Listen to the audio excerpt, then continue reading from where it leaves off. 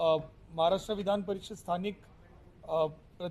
स्थानिक स्वराज्य संस्थांचे मतदारसंघची निवडणूक होती।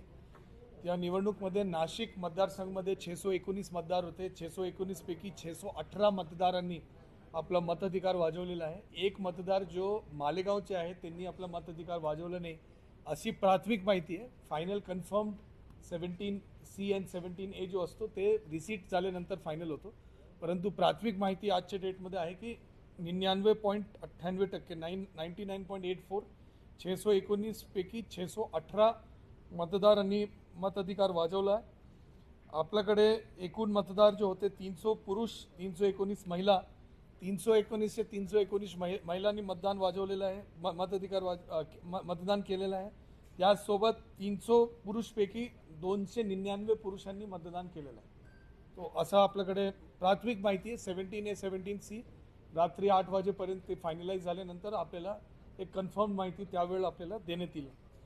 मतदानाची जो टक्केवारी आहे सकाळी 8 वाजेपासून दुपारी 4 वाजेपर्यंत मतदान प्रक्रिया चालू होती। 10 वाजेपर्यंत एकच व्यक्तीने मतदान केलं होतं आणि ते येवलाचं होतं आणि त्याच्या झाल्यानंतर 12 वाजेपर्यंत 61 लोकांनी मतदान केलं। 2 वाजेपर्यंत 125 लोकांनी मतदान केलं आणि जवळपास 500 लोकांनी मतदान शेवटचे 2 तासात केलं।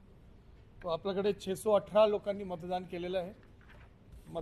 मतदारांनी या निवडणुकीमध्ये फार मोठा प्रतिसाद दिला आहे। आता पुढच्या टप्पा जो आणि शेवटच्या टप्पा 2 टप्पे आता या निवडणूक प्रक्रियेमध्ये आता आहे।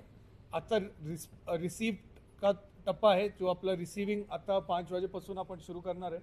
त्याच्यामध्ये त्यांची सगळे जो स्टॅट्युटरी पेपर्स आहे, बॅलेट बॉक्स आहे ते रिसीट करून आपण ट्रेजरीमध्ये ते सील करून ठेवणार आहे। त्या ठिकाणी पोलीसचा जो गार्ड आहे त्या ठिकाणी लक्ष देणार। ट्रेजरीमध्ये CCTV वगैरे त्या ठिकाणी असल्यामुळे कुठल्याही प्रकारची अडथळा अडचण याच्यामध्ये होणार नाही।